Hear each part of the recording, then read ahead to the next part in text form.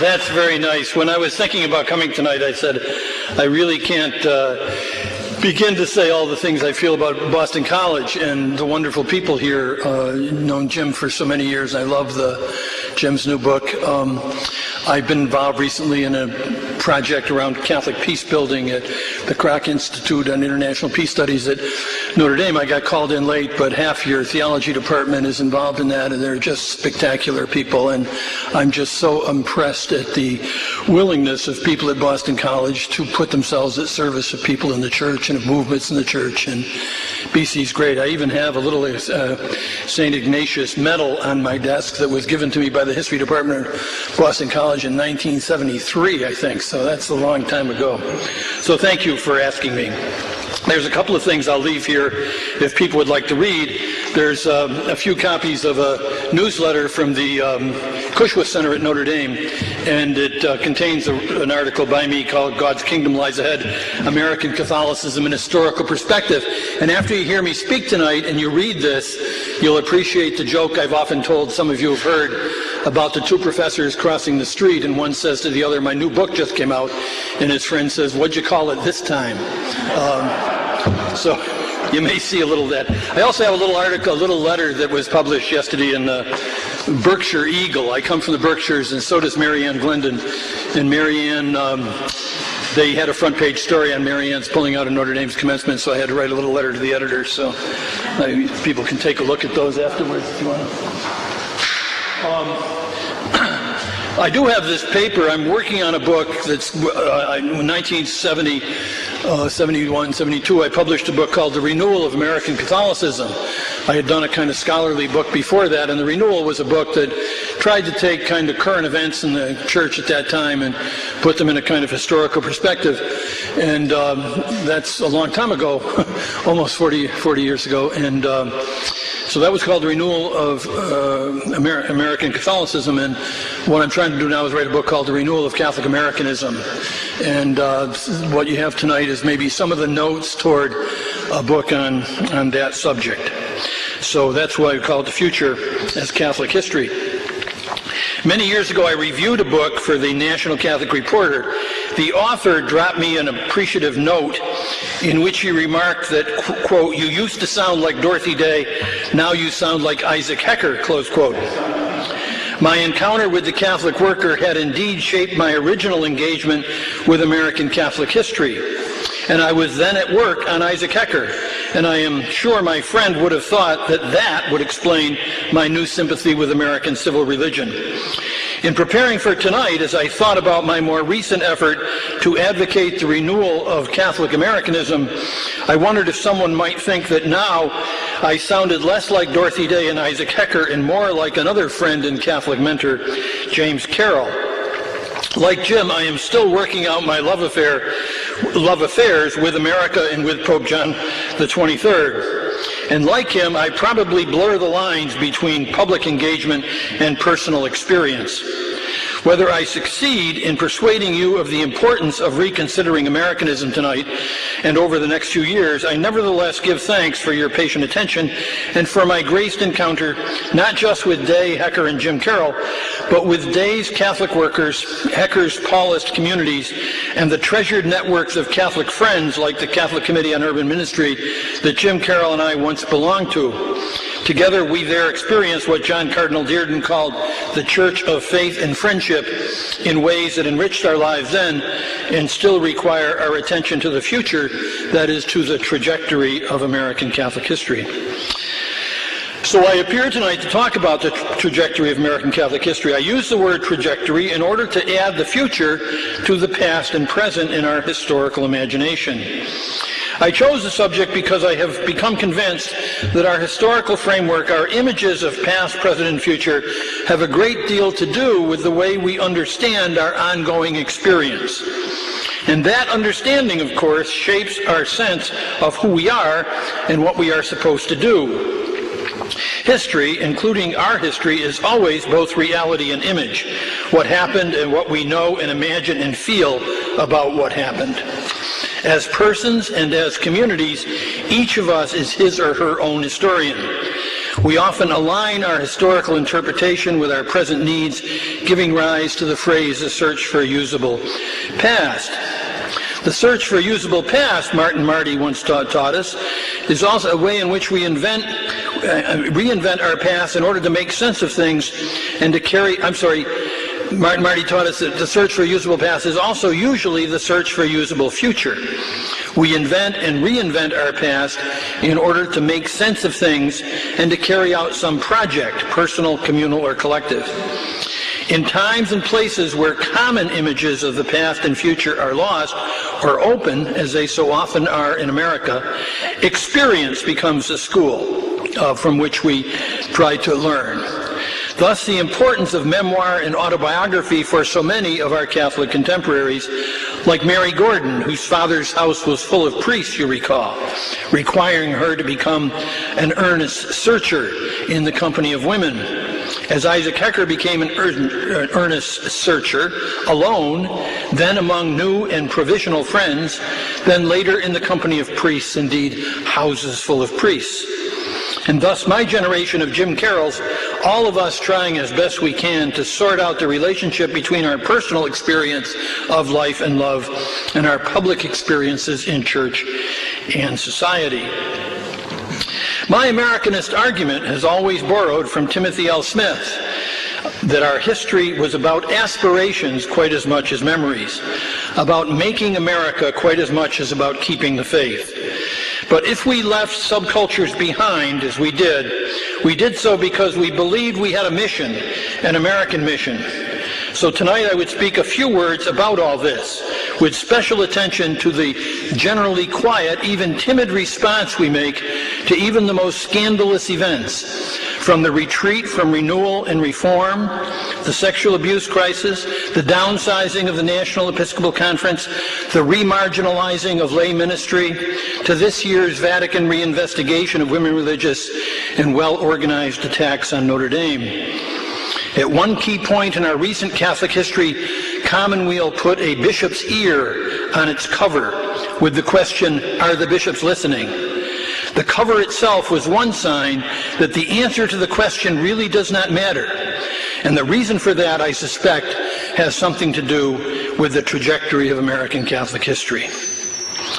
So in this paper, which would probably take longer than you want to stay, I have three parts. One part is about Peter Steinfels' People Adrift. The second part are some elements for the renewal of Catholic Americanism. And the third is some reflections on Catholic higher education and the trajectory of American Catholic history.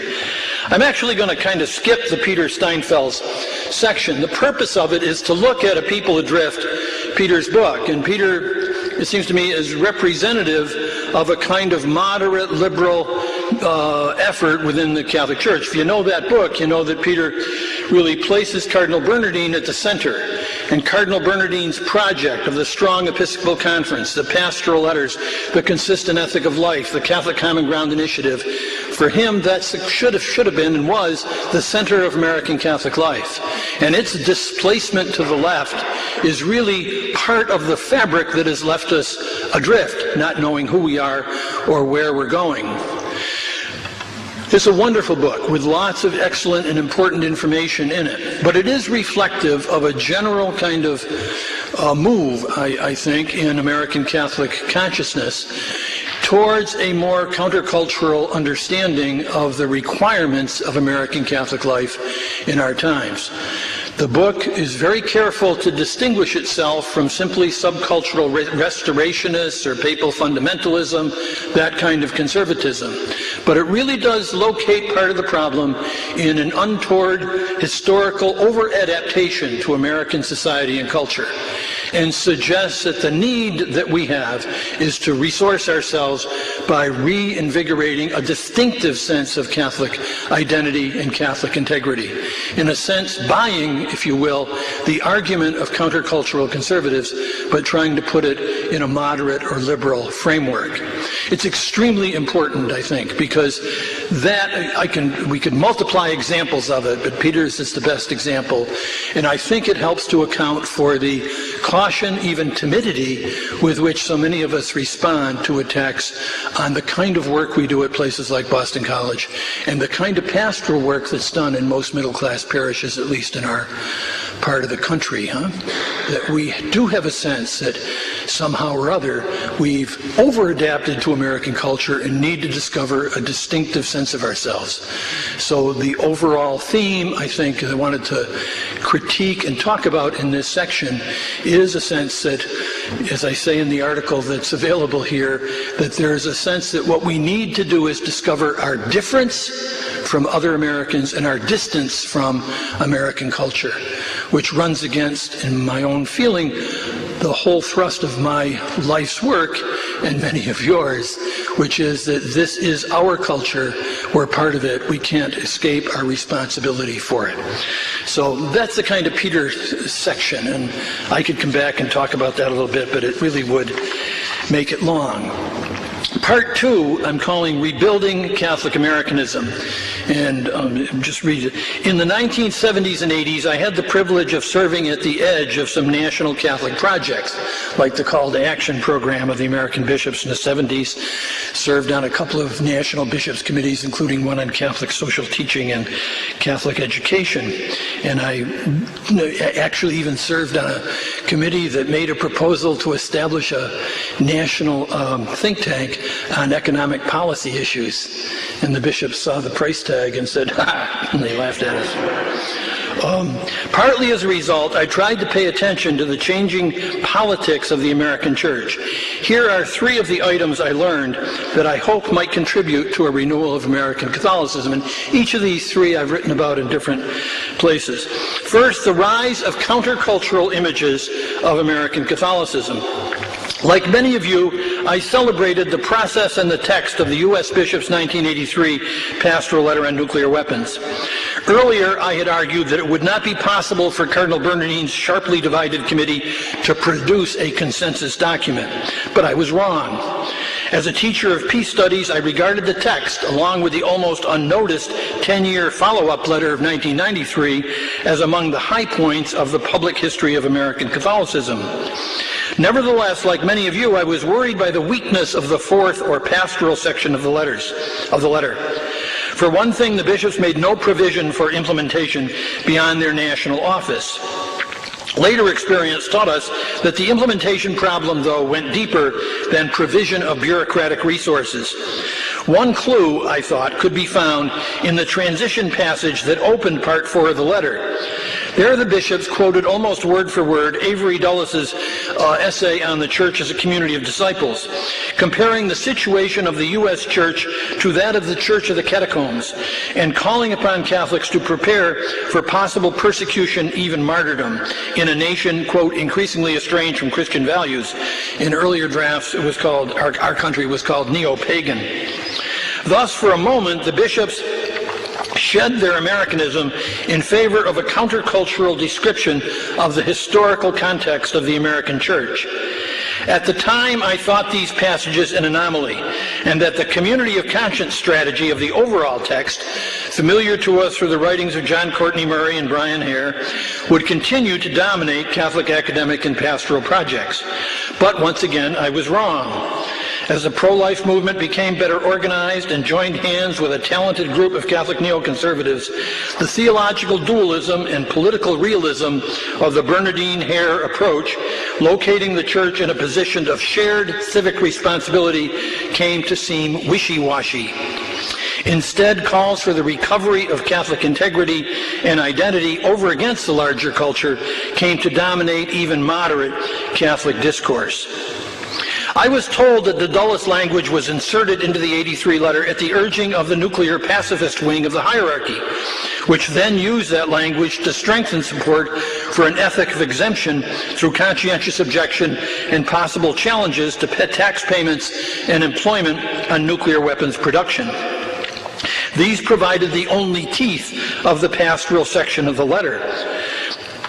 But in later years, such radical witness rarely accompanied utilization of countercultural language. The church was not headed in the direction of the Catholic worker.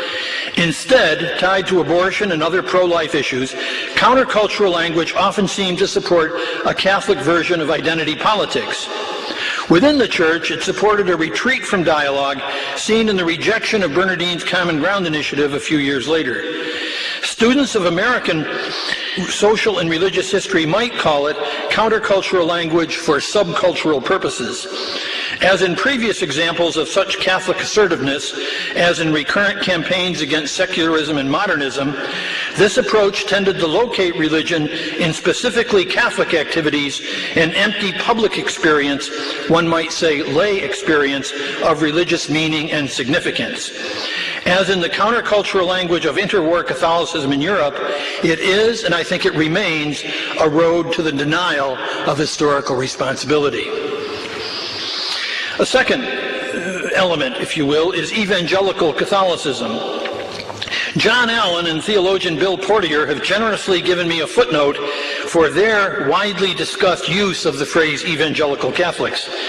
But I was not talking about, and am not talking about, the phenomenon they discuss. My argument has little to do with the assertive Catholicism of Pope Benedict XVI and official and unofficial neo-Orthodox theologians, whose pastoral strategies, in my judgment, are not on the right track, at least in the United States. Instead, I think that evangelical Christianity is probably the democratic form of Christianity. What this means is that if you have a combination of religious freedom and religious pluralism in a single community, with promiscuous interreligious mixing at work, school, marketplace, city hall, even in families, then Christianity tends towards evangelical forms. Certainly that has been true in our American history. Many have argued that evangelicalism, broadly understood, has been the default drive of American Protestant Christianity, from Puritan beginnings through Great Awakenings, from Jonathan Edwards and Dwight Moody to the neo-evangelicalism of Billy Graham. America's religious diversity and religious freedom, its individualism and mobility, consistently undercut European-based traditions and creeds, hierarchical authority, and theological and ministerial elitism. The same culture also produced religious seekers, intense but fragmented communities, armies of zealous preachers, some at revivals bringing men and women to Jesus, others in lecture halls like Ralph Waldo Emerson, urging the same men and women to listen to the Spirit within. From the point of view of those responsible for churches then and now, the action was always away from the ball. The marks of American evangelicalism were and are the central place of the Bible, the people's book, personal conversion and periodic reconversion to Jesus, the born-again experience, often accompanied by moral reform of self and others, and voluntary communities, congregations, to confirm the faith, share the experience, and pass faith on to the children. All the rest, traditions, rituals, and creeds, sacraments, synods, and bishops, had to adapt to this evangelical piety and democratic pastoral practice if they were to survive. Among Catholics, immigration and ethnic solidarity amid widespread nativism and anti-Catholicism inspired well-organized Catholic communities and institutions that held American religious individualism/personalism. I put that in. If you like it, you call it personalism. If you don't like it, you call it individualism. It held it at bay, at least for a while. But as Catholics moved out of the old neighborhoods and up social and economic ladders, subcultures eroded, and all the signs of American democratic religion, evangelicalism, appeared. Children learned biblical faith. Many formed and talked about personal relationships with Jesus, and they thrived on intense but short-lived experiences of community. As Andrew Greeley told us, young Catholics liked being Catholic. They went to church less but respected the Pope and most priests, and they liked saints and the Blessed Virgin Mary. But like other Americans, they accepted the Christian creed, but within a biblical piety. They shrugged off complicated doctrine and moral claims that ignored their experience, and they tested priests and ministers a new word for Catholics, by the quality of their personal faith and pastoral care. Meanwhile, their parents sat in living room renewal sessions, listening to the Word of God, sharing experiences of God's presence and absence, and renewing their commitment to the church that was now their church, the people of God, in new ways. In church basements, they shared experiences of faith with prospective converts, RCIA, carried on sacramental preparation and religious education programs laced with Scripture, and they discussed abortion, war, and poverty, asking what would Jesus do, not so much what does the church teach. A very few, decided that Catholicism had a theological, sacramental, and authoritative alternative to evangelical enthusiasm, but if the sociologists are right, the vast majority have settled into a more easygoing, altogether American form of evangelical Catholicism. Before we all have one of those Catholic moments of lamenting all this individualism, emotionalism, intellectualism, cafeteria Catholicism, and today's version of what the old pastors called indifferentism, think of all those great-souled evangelical Protestants, most recently Martin Luther King, who measured us against the biblical standard and prophetically called us to repentance and renewal. And think just for a minute of what happens when the children of immigrants get the education and opportunity their parents fought for, and they confront the great religious questions in the setting of freedom, pluralism, and mutual respect. Isaac Hecker thought about that, wondering how Catholicism would fare when it confronted its own earnest seekers at home in America. He dreamed that the ancient faith could not only handle the challenge of freedom and intelligence, but that it could find in the new experiences of freedom and democracy the God-given opportunity to take another great step towards the kingdom of God. Sadly, his church took another countercultural route in the condemnation of Americanism. Confirmed in America by new waves of immigrants, revived anti-Catholicism, and that peculiarly Catholic form of secularization, confining religion to family values, ethnic solidarity, and clerically controlled sacraments and devotions, draining public life and lay experience of religious meaning. But Hecker's church of earnest seekers is now upon us. To flourish, Catholicism has to make its case, persuading free people that Catholicism best responds to everyone's questions and aspirations.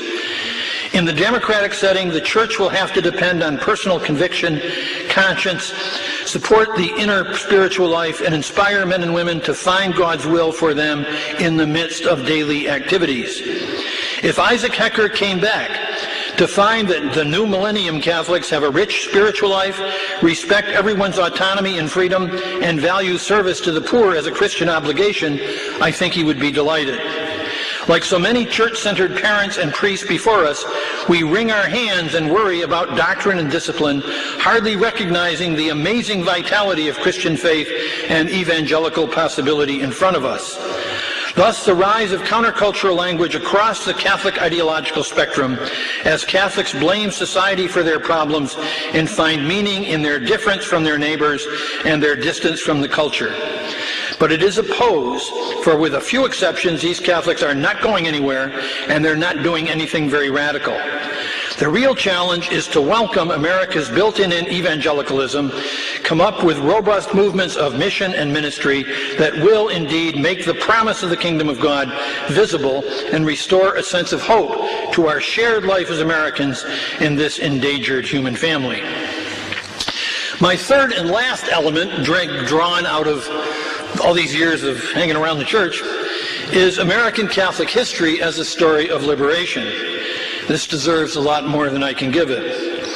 As I have suggested, the Americanization story of American Catholic history, that's the story that American Catholic history is a story of adaptation to American culture that has really dominated our literature, has given way to a more pessimistic sense that Catholics in their church won their way into American life, but put at risk their integrity as a community of faith. By this reading, successful Americanization is not good news, but problematic, to be tested by the degree to which we hold fast to Catholic teaching and conform to Catholic practice, both defined by the teaching authority of the hierarchy.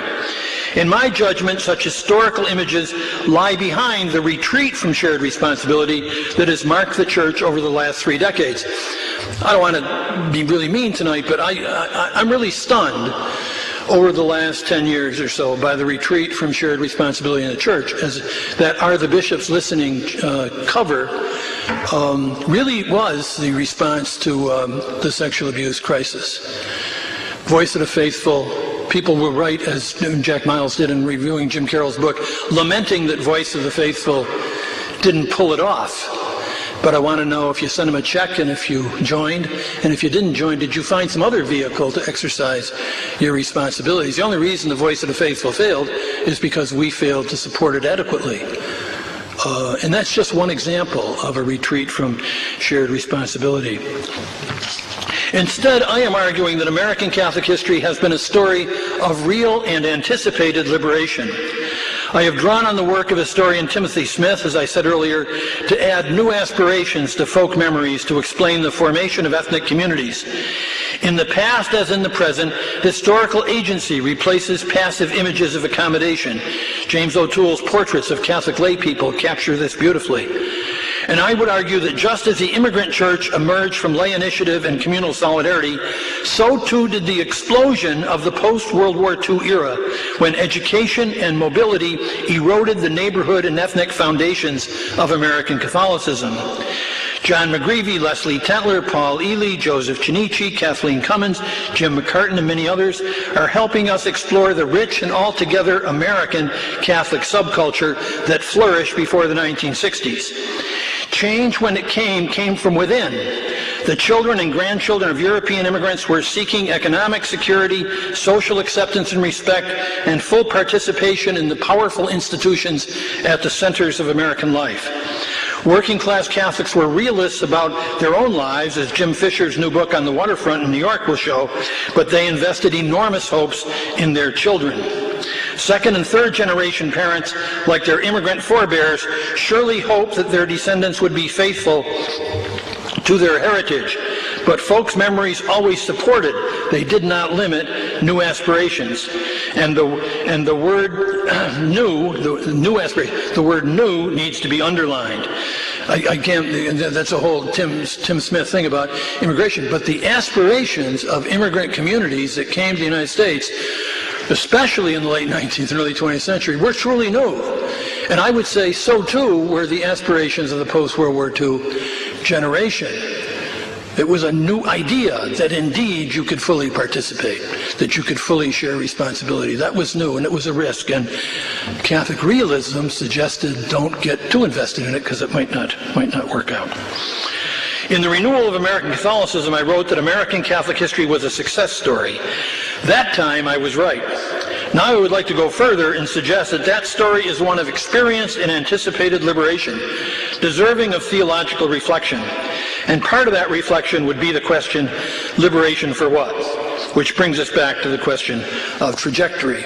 I think liberation for what is the huge question that has confronted us in middle-class ministry for years, and is certainly the huge question that's always before us in Catholic higher education, where I think we've done a better job probably than elsewhere in our pastoral life of confronting it. Okay, part 3, trajectories in Catholic higher education. As I review essays I wrote early in my career, I find I did not share my friend Philip Gleason's pessimism, nor did I trust the historical process as much as Andrew Greeley. Instead, I usually ended my talks and essays by emphasizing shared responsibility. That theme toughened for me when I met Monsignor John Egan and his friends in the Catholic Committee on Urban Ministry. I would say then that the future was in our hands, to be shaped by our decisions. They taught me that that claim raised questions about power, and that meant politics within quite as much as outside the church. In recent years, I have been preoccupied with that idea, the politics inside the church. If we want to keep the faith, change the church, I told the first convention of the Voice of the Faithful, we will have to engage ecclesiastical politics. When our American Catholic community ignored the reform proposals of the first lay advisory body and generally left things to the bishops, I argued that the disastrous fallout from the sex abuse crisis was at least in part our own fault. When a few Catholic bishops and Republican activists dominated the Catholic voice in the 2004 presidential campaign, very few Catholics arose to affirm faithful citizenship or to defend Cardinal McCarrick when he was assaulted in newspapers across the country. Even fewer made any effort to support the strong Episcopal Conference and to influence the preparation of the 2008 version of faithful citizenship, though action on those matters would not have been all that risky. One could multiply examples of an overall retreat from shared responsibility for the life and work of the American Catholic Church, though that responsibility was and remains a fact and not an option. Perhaps in no area of the American Catholic life are the shortcomings of countercultural Catholicism more evident than in Catholic higher education. Here, Americanization and Americanism went hand in hand. And here, too, people took full responsibility for their future. It's an amazing thing. I always give lectures on the history of Catholic higher education, to think that between 1967 and 1972, the religious orders of men and women across this country turned over the colleges and universities that their people had built to independent boards of trustees. It's a remarkable thing when you think about it. And they did so because they were really desiring to have the community take into its own hands its future, to take responsibility for its future. I was once asked to give a paper on the contribution of Catholic higher education to American society. I said that when I graduated from Notre Dame 49 years ago this year, 50 years next year, I was honored by the presence of President Dwight Eisenhower, medical missionary Tom Dooley, and the future Pope Paul VI, Cardinal Montini Milan. For us on that day, the answer to the question was perfectly clear. The contribution of Catholic higher education to American society was us. We were the contribution. The trajectory of the American Catholic story had brought us to an amazing point of new beginnings. Remember, it was 1960. We were liberated not by history, but by our families and our teachers and the Holy Cross Fathers. This meant that we could make a lot of choices, and many of my classmates made the choice. For them, the choice was clear. We would take on what John Kennedy called the unfinished business of our country. And at places like this, with slogans about faith and justice and the option for the poor, we still offer such answers to the question, liberation for what? Let's think for a moment about what our church might learn from Catholic higher education. Catholic colleges and universities have three intersecting lines of responsibility: academic, structured through a variety of professional associations; public, as we are recipients of significant amounts of public assistance; and religious, expressed in clear statements of Catholic identity and commitment. Thus, these colleges and universities are not like parochial schools, almost always directly subject to ecclesiastical authority. They are more like Catholic medical and social service agencies, with their blend of public and private money and intersecting professional, civic, and religious responsibilities. Why have Catholic colleges and universities, to the dismay of the Cardinal Newman Society, chosen to take on professional and public responsibilities that are as serious as their ecclesiastical responsibilities? The simple answer is because we have. That is to say that we 1960 Notre Dame graduates, whether we are in business, finance, education, scientific research, military service, or any other profession, freely chose vocations that required commitment to professional standards and values and to the moral requirements of citizenship, just as much as to the message of Jesus and the teaching of the Church. The common good for us is a genuine good, even though the common includes everything and everybody. If we are to persuade our fellow citizens that our shared commitment to life, liberty, and the pursuit of happiness requires us to set limits to, quote, a woman's right to choose, close quote, we know that we must do that through persuasion. That in turn will require us to demonstrate in word and deed, in workplace, community, public square, our commitment to human dignity, human rights, and shared responsibility for the common life. Not separation, but solidarity. Intellectual and social solidarity is central to our work in Catholic higher education. That is why Sister Alice Gallen called Gaudium et Spes the Magna Carta of Catholic higher education. Your own David Hollenbach has helped us understand that our Christian responsibilities on campus and off draw us more deeply into the human family and into partnerships with other scholars. We really care, and we hope our students really care, about how history turns out. We are less inclined to measure historical experience by what's good for the Catholic Church. There are more than enough examples to show where that leads. We are more inclined to measure experience by what serves the human family, all of us. Hollenbach's essay on the church, the college as under the sign of the cross, the Catholic University under the sign of the cross, I think is the single best essay on Catholic higher education in the United States in the last 25 or 30 years. And the idea in there that explodes for me is the idea of intellectual and social solidarity. That this virtue of solidarity draws us into the human family. It's not a question of what makes us distinctive and different all the time. The question is, how do we contribute to these tremendous projects and problems that the whole human family faces? What resources do we bring? What does faith and hope and love bring to those kind of projects? And it really has persuaded me, it really was maybe more than anything else, drew me back to this idea of Catholic Americanism as an expression of the notion of solidarity, along with reflecting on the opening line of Gaudium et Spes, the joys and the hopes, the griefs and anxieties of the men and women of this age, especially those who are poor or in any way afflicted. These two are the joys and the hopes, the griefs and anxieties of the followers of Christ. It's not a question that says we form ourselves in church and then minister to the joys and hopes, griefs and anxieties of the poor. It says that we make them our own, that love draws us into this identification with the whole human family, especially those who are poor.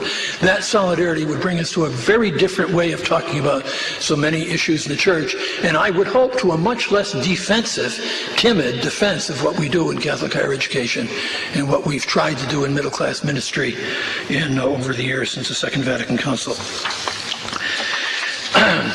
The altogether Americanist dreams that have sustained my generation of Catholic and Jesuit higher education are endangered by our inability to engage in politics within the Church. That is a very important question for us. When the Lilly Endowment gave millions of dollars for programs on vocation to church-related colleges and universities across the country, I had the opportunity to address an ecumenical audience on that subject.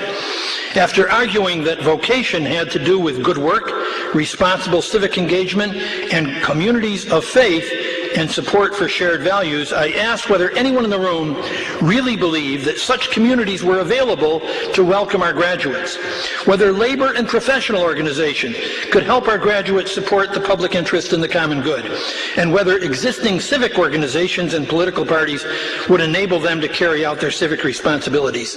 And if not, what are we doing about it?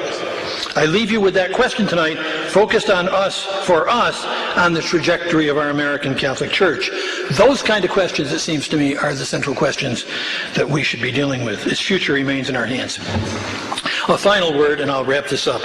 I hope Andrew Greeley is still right that Catholic imagination and instincts will survive subcultural collapse, pastoral neglect, and organizational incompetence. But in the absence of effective action by Catholics, I wouldn't count on it. If those actions lay emphasis on rebuilding the Catholic subculture, I am skeptical that they will prove adequate to the challenges we face. Instead, I would ask us to locate our discussion in the context of a liberating American Catholic story and invite our now Americanized community to take our newfound public responsibilities as the providentially provided place for us to encounter God. If we did so, I think we would place far less emphasis on boundaries and identity and instead give priority to pastoral theology and ministry, make a preferential though not exclusive option for the laity, and work together to build structures of shared responsibility for the life and work of our Church.